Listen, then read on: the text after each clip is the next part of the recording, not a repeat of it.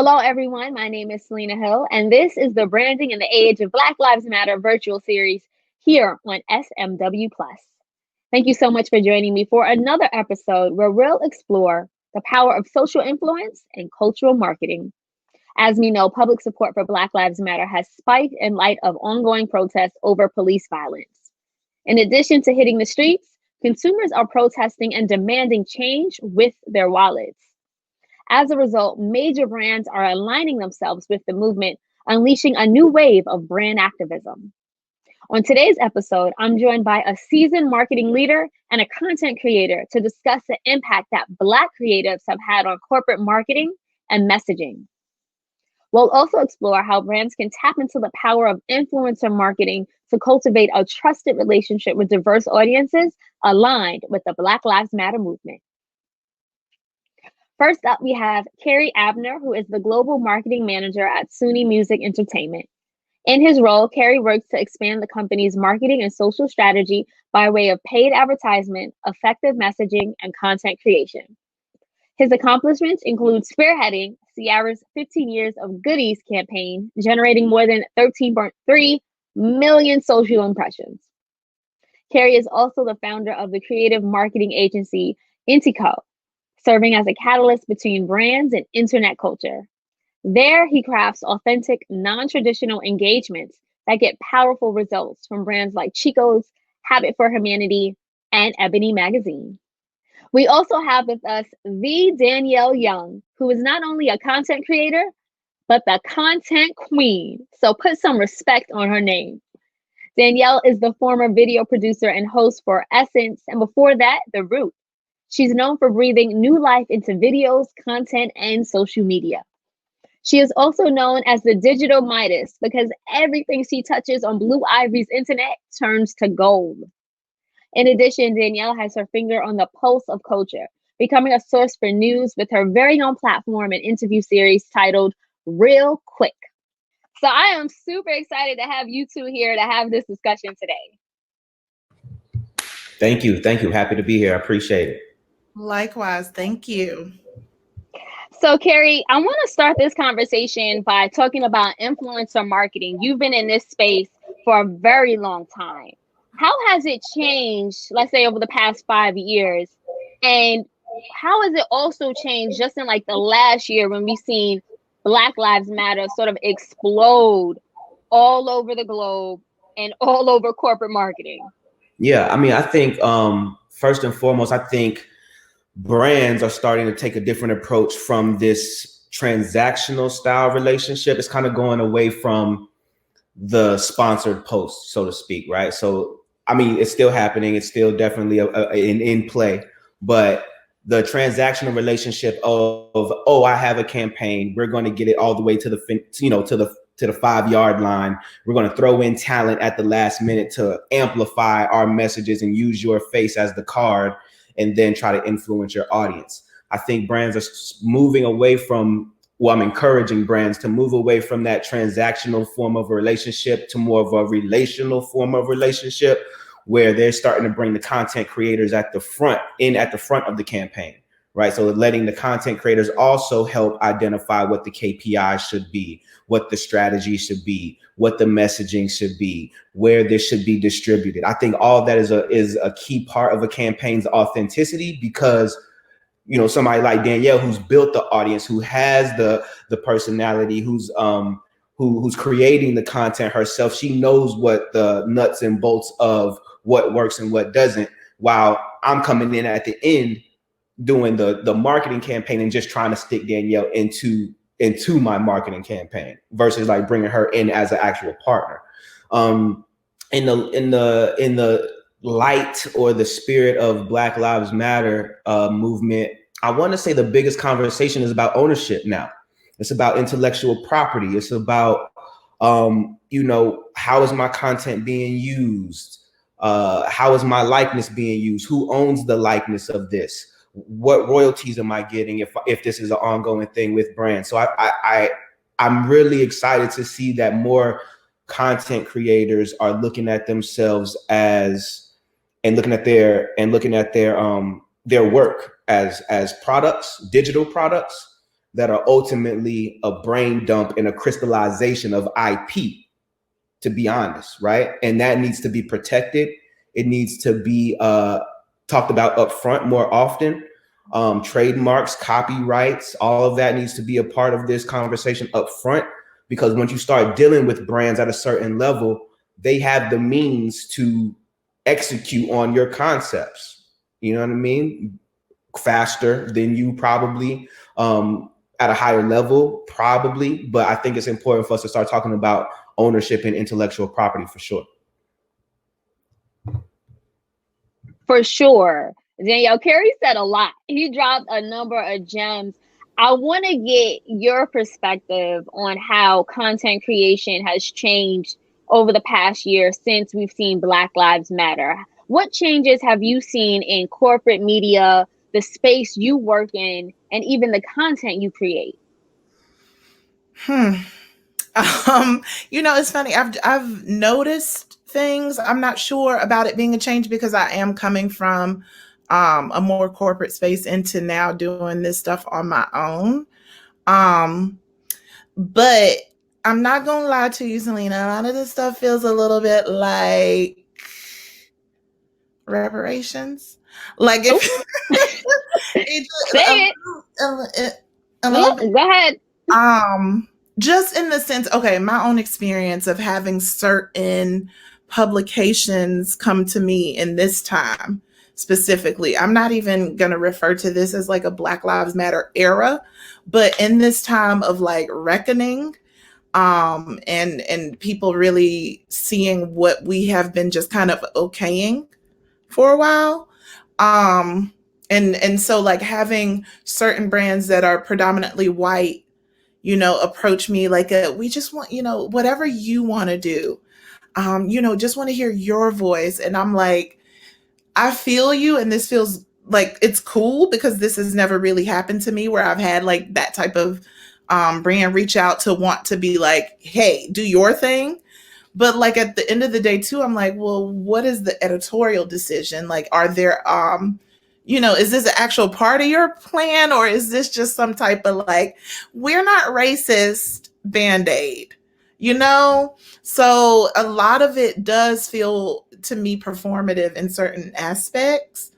And it's a shame, but now is the time for folks to realize that equality just has not been a thing across the board, So when, like, even I'm a part of a program with Facebook that they're doing called We the Creator program. And this is their first time doing it as Black content creators. And, we are given essentially a grant to create. And I know this exists, but I've never been able to actually feel like this is money, do whatever you want. So I think right.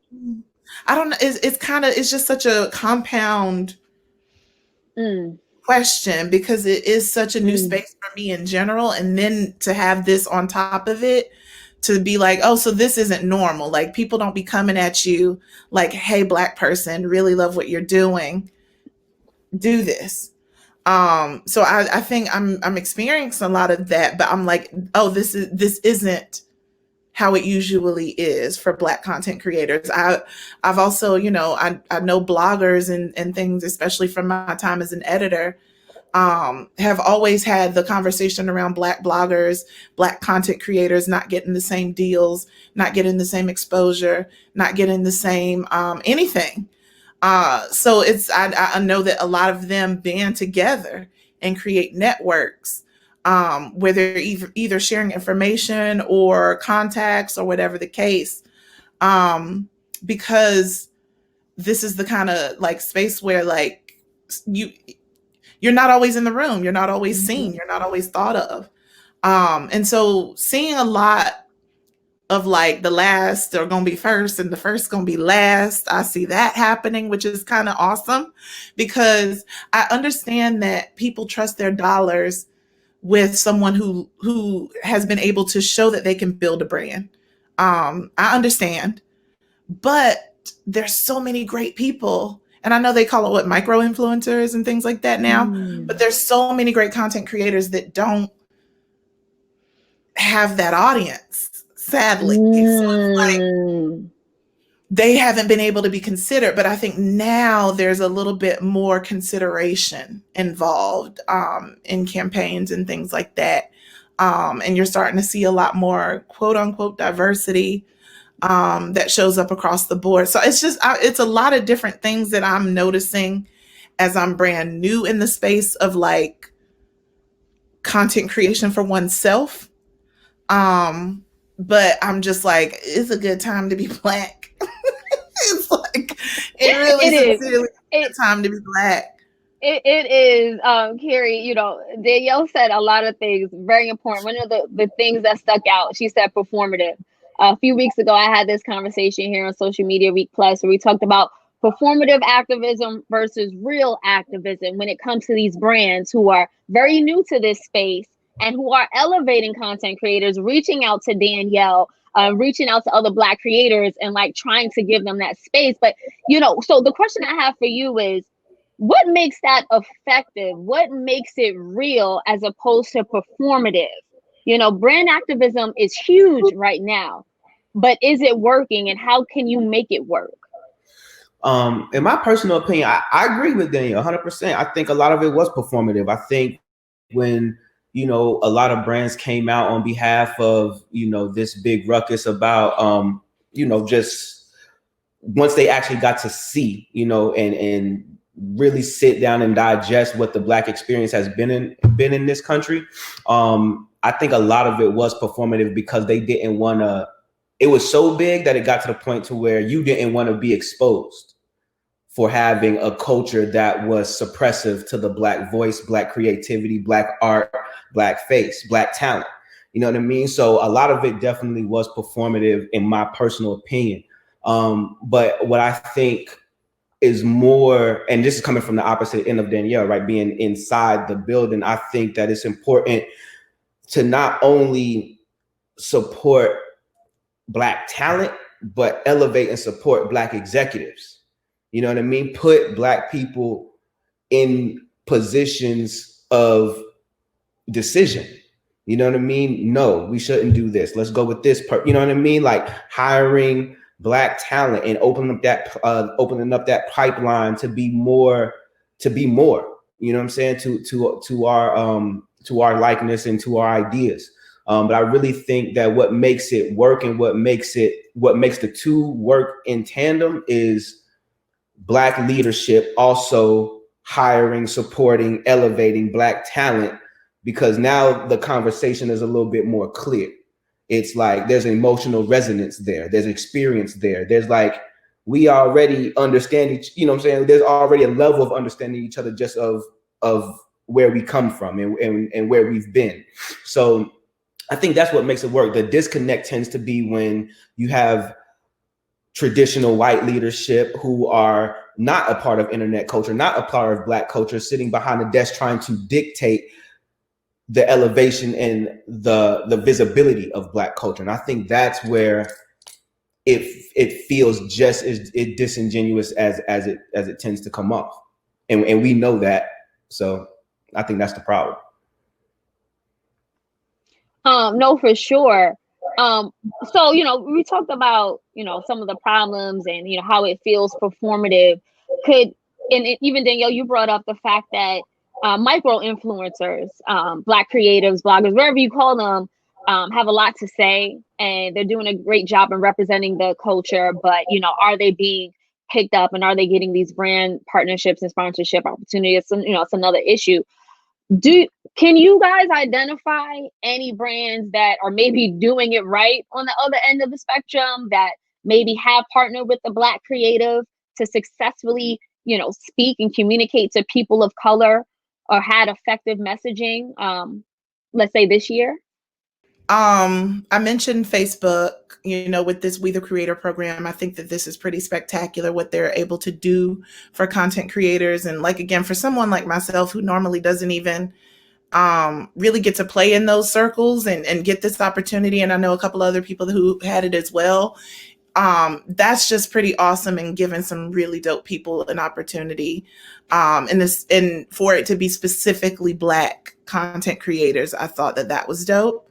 Also earlier in the Rona, I was asked to be a part of this initiative called Share the Mic Now, that happened on social. Lovey, she tapped just everybody, and It was essentially, so good too. Go ahead. yeah, I thought, when she first told me about it, I was like, oh, this is going to be interesting.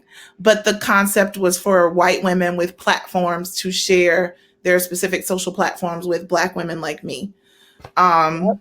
So there was so many different matches. I got Kat Sadler, OG, reporter, and just personality, media personality, and there was Kourtney Kardashian, there was Hillary Clinton, Bozema, and just so many Yep.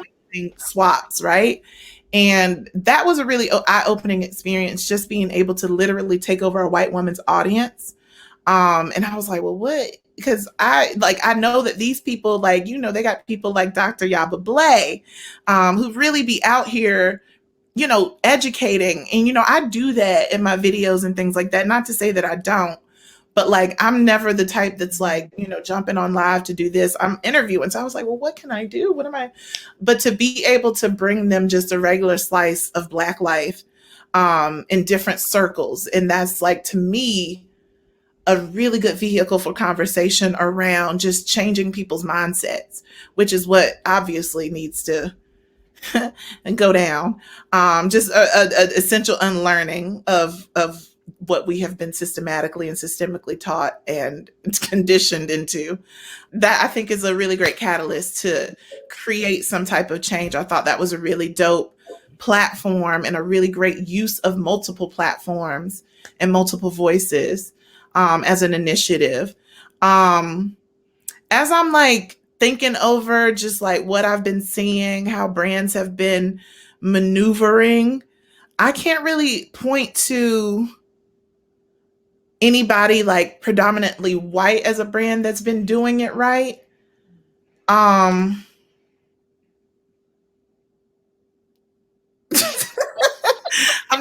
trying to think, because I'm well, what other brands have I really seen that are out here trying to create actual safe spaces, not just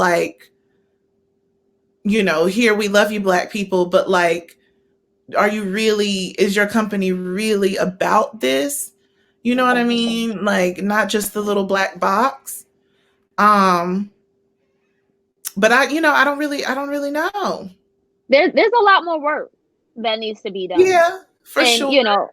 To your point, the Share the Mic initiative was so beautiful, so brilliantly executed, where that organization, which I'm assuming is white run, reach out to Black creatives, Black women like yourselves, and swap. And to me, it was to amplify Black voices in a very authentic way. And it spoke to me. So I thought that was something that felt real. Kerry, do you have any examples where brands are actually showing up for the culture? They're not just here and pandering for our dollars, but they're showing up.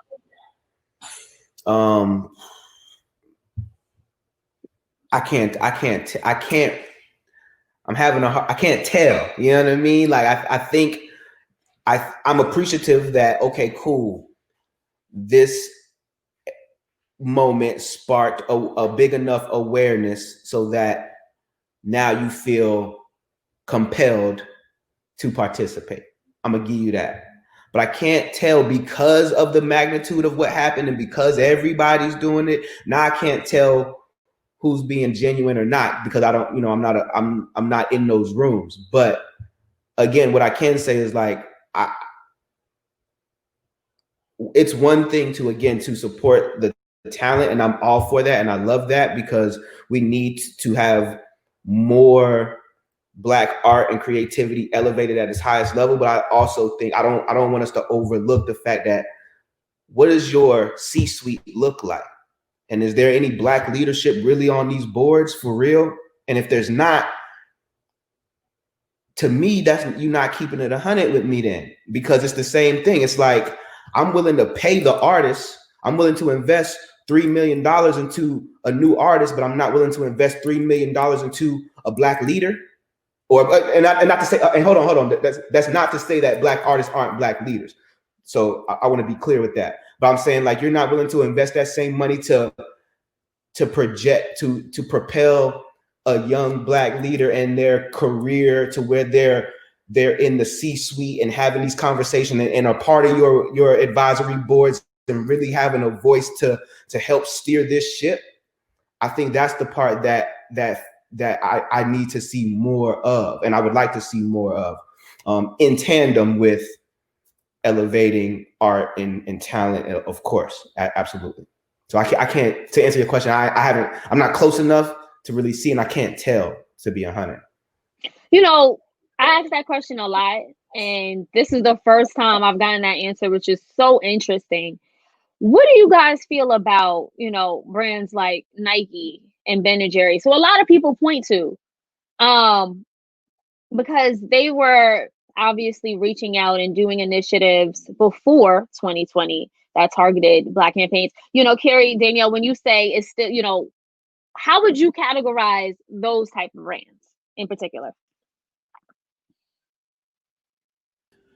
It's such a, you know, it's a hard conversation because personally speaking, even though like I be loving to see the Ben and Jerry's tweets and you know, things like that, and what they, even when you go to their website, the information that they provide around cases like Breonna Taylor's, around your rights, around civil rights in general, I find that to be dope. I really do think it's dope, but it's sometimes it's just hard for me not to feel like it's just like, girl, y'all are just really you, but I how do you not feel that way? You know what I mean? What are they supposed to do? So it sucks because sometimes as the consumer, or you know, the partner or whatever, like you're looking at it like, I wonder like how genuine is this? You know, especially when during the time of Black squares on social media, you see a company like, and I believe it was like Taco Bell, somewhere by somebody in that vein, fast food, right? Where an employee got fired for wearing a Black Lives Matter mask. Yep. But you all go to your social media and there's a black box. I don't understand this. That's what I mean. That's exactly it doesn't make sense to me. That's exactly what I mean, Danielle. It's very hard for me to really embrace what some of these brands are doing, because people who work there will still say that their company culture is still suppressive to yeah, because I'm like, well, Ben and Jerry's, please show me your docket. Show me who works here. Can I just see statistically what's going on? Could I see what they're getting paid? Could I see, you know, like, just let me, like, I love what you're doing with your website. I love that y'all are showing people what's going on in the world, and it's serious, but like what's going on at the company too. Because that's what the actual conversation is. It's not that you're showing me that you can put up a really pretty picture of Breonna Taylor and on your social media and say a lot of beautiful things. Love that, because that's a part of activism these days, right? But what your company look like? Is there pay disparity?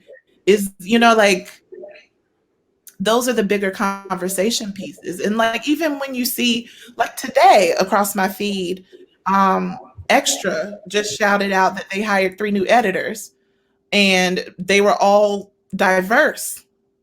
You know what I mean? Like, not the typical type of, in, you know, you're in this industry, not the typical type of person that you would normally see at Extra. And one of them being trans. And I was like, well, look at that. But even that, to me, I was like, oh, well, look at that. Right. Right. Now, I get it. Kerry, did you want to chime in? No, I just wanted to 1000%. I'm behind what she was saying. She was really connecting. Danielle, you was definitely saying exactly what I've been trying to get out. So 100%. Okay. Well, that being said, I do want to just shift gears a little bit, because I feel like when these brands are trying to make the connections, whether they're doing it effectively or not, they're still trying. You know, brand activism is a thing now. Kerry, when it comes to this type of content, should they be relying more so on metrics or meaning to determine who they tap, what content creator they tap, when they create this content, how it posts, the algorithms, etc.? Well, I mean, from a business standpoint, any investment into content is from a business perspective, you're looking for a return on that investment. So there are KPIs that come with, okay, I want to take 50,000 to go create this type of content. It would do me some good, you know what I'm saying, to go find a content creator that, one, can execute high quality content, but also has the audience to distribute that content too, so that it's being seen. Because there's no sense of creating a really pretty piece of content without any eyeballs for it to go to. So yes, there is definitely 1,000% needs to be metrics, at least somewhere into the conversation. Where me personally, just being of the creative community, but having but being in the building, I always talk about meaning. It should have some sort of meaning, because that's how it lands. That's how content provokes action, provokes movement and ideas, because there's something that touched, you know what I'm saying, me in that message of that content to make me want to do something. So I think it's a art, but it's the tango between art and science. You know what I mean? Like, yes, we got some KPIs to hit. Yes, this needs to look cool and sound cool and hit their mark. And I think, again, that goes back to what I was saying, is a lot of the times it's not the people who are trying to manufacture and look at culture from their computer because they read a couple of headlines. It's about going out to the content creator who's in the field, who's creating all day to build his audience, her audience, but bringing them in early enough to where they have the opportunity to influence the direction of said campaign or said moment or said opportunity. I think where we miss the mark as marketers who are inside the buildings is that we are so heads down into the plan, because, you know, we're answering to the next person in line to say, like, hey, this is my plan for this money, that we look up and then it's like, I have a 45, 60-day marketing campaign already built out, and now I'm just kind of inserting somebody's voice in somebody's face. And I think that's where, if we're going to talk about marketing campaigns that hit the mark and have the right voice and it's authentic, it has to be in collaboration with the person delivering the message. You can't bring them in at the end. It baffles me every time. Danielle, and some of the content you've been creating as of late, it definitely touches on, you know, these issues, cultural issues, whether you're calling out people for appropriation or, you know, a lot of that. It seems like you do a lot of that. You do it really well. I wanted to ask you, like, when you're creating that type of content, what is it that determines, you know, the angle, the direction? Is it, you know, when you talk about metrics versus meaning, how do you sort of incorporate that? Well, before I answer that, I want to also like piggyback a little bit on what Kerry was saying, because that has literally been my experience. A lot of the times with brands just kind of throwing, it could be anybody. And honestly, with leaning into using content creators more for advertising and things like that, I know it's cheaper. Personally, I know it's way cheaper than creating a commercial. Because some of these budgets, you'd be like, wait, what? And then some of what content creators get offered. So I feel like if you were to create, like you said, with the content creator as a partner, and like do what they're already doing, what they're already winning at, so that not only is it just like simple and organic, but like it just makes sense for the brand, for both brands, the person and the brand itself. Because a lot of times you see stuff and you're just like, girl, you know, well, I know you're doing it for the check, but come on, girl. So it's just like, I really love that idea about like linking in arms in partnership with the content creator within the actual creation process. But also paying for that. You know what I mean? Like, because I know a lot of content creators, they like tend to just be like, well, girl, I'm gonna take a picture. And so it's just a return on investment to me seems smarter to be like, you know what? She makes really good commentary videos. Why don't we come up with an idea that we can get commentary about whatever the product is, whatever the thing is, instead of just, you know, like asking somebody to hold the lotion and, you know, but that's a different conversation, but I agree. But I wanted Great point. But I wanted to say that's where the intellectual property comes in, because because you're a part of that process at the beginning, you know what I'm saying? Like a Danielle, because you're a part of that process at the beginning, you're literally dumping your personal experience and your likeness into a campaign that's going to generate X amount of dollars, right? So yeah, it requires you to be a little bit business savvy on like, okay, how do I protect myself? How do I protect my ideas? I'm basically a consultant. I'm basically a strategist. Then I'm the content creator and the producer. You know what I mean? I gotta get my life. I do my hair and makeup. You know what I mean? Like, you're doing a lot. You're saving them a lot. Right, to get offered 1,500. You know what I mean? When the campaign is due to generate X 100,000 million, right? So it's like, we gotta stop playing with ourselves, but we gotta start thinking about this in a business type of sense and not so much as the vanity metric of, oh, I get to be seen on Instagram with Target. You know what I mean? It's like, cool, but who's really benefiting? Right. You know right. I just want to say, I'm sorry, I mean to eat up your time. My bad. No, you're good. Because I mean, I think that gets a little bit into what you were asking, Selena, like the metrics versus what was that? The meaning. Yes, the metrics versus the meaning. For me, like in general, even in my career as an editor and producer, professionally, have never cared about the metrics. Like, I would never say that to my editorial director. I would never say that in an interview or nothing like that. But personally, I've always just wanted to actually care about the thing that I am creating. And, you know, at the start of my career, I was doing a lot more within news and then pop culture and then lifestyle. And so I've gotten a chance to do a lot.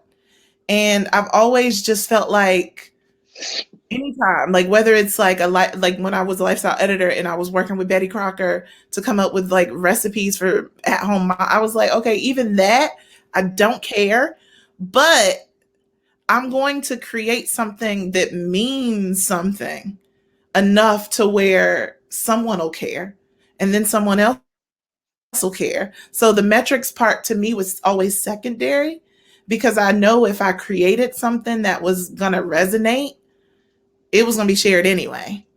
So that's like to metrics over meaning. It was always meaning for me. And I think that's just always going to be the way it is going forward. So, you know, Kerry, when we talk about the content that, you know, is being created or somehow it's still problematic, what tools, resources would you encourage marketers to take advantage of when it comes to using social media to tell stories that actually empower our culture and empower Black creatives like Danielle? Twitter. Twitter. Get on Twitter. Follow everybody who find where Twitter at, because Twitter basically it's like a collective. It's like a collective influence. You know what I mean? It's a collective voice. You know what I mean? Like Black Twitter specifically has built and destroyed. You know what I mean? Depending on what side of the fence you on. I know we love to talk about the Popeyes chicken sandwich, but equally, you know, when somebody jump out there and say something crazy, you get drugged just as fast. You know what I mean? So I would say, brands could spend a little bit more time really, really listening to the social conversations because that's where they're being had.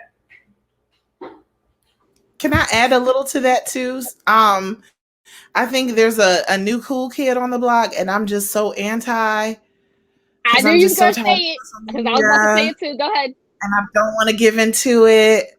I knew you But was it's going the here. place, to Carrie's point, where the real conversations are happening, and because of the exclusivity and all of that, Clubhouse is it.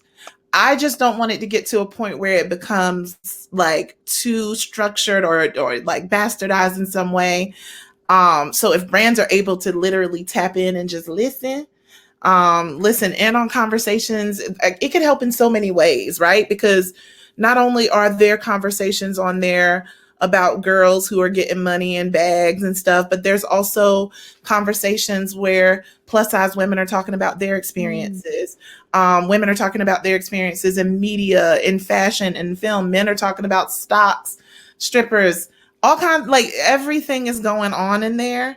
It's overwhelming to me because it's just so many people talking, but I think it's such a rich resource for like what's happening right now and just nuanced conversations that people are engaged in, like in the moment, which I find to be like the best part of it. Cause you could just hop on and the title, you'll be like, oh wait, what are they talking about? Yeah. No, Danielle, I'm so happy you went to Clubhouse because literally, like, and that is one of the conversations that I actually was listening to.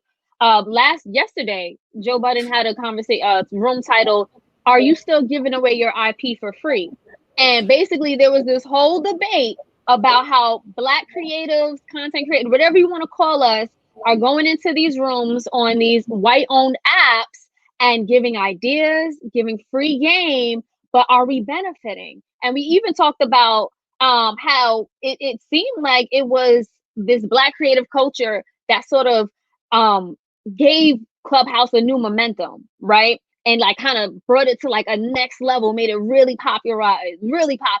But it's like, what are we getting in return, right? And in exchange, Cookout is also a new app that is very similar, that is on its way, which is Black owned. But would we, the conversation is, are we going to still support it in that way? And do you think, Kerry, that brands are, exploiting, Black creatives in a way, or should they be there to try to understand the culture more? It's a fine line.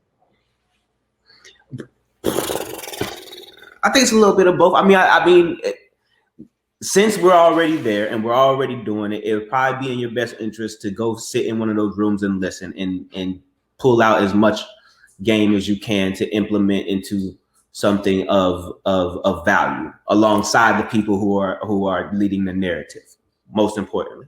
But yeah, I mean, yeah, it is exploitation. You know what I mean? It is, can I sell? Can I, get acquisition? Can I get more followers or a bigger email list, or can I sell tickets here? Like it is to be 100%, but the smart people would definitely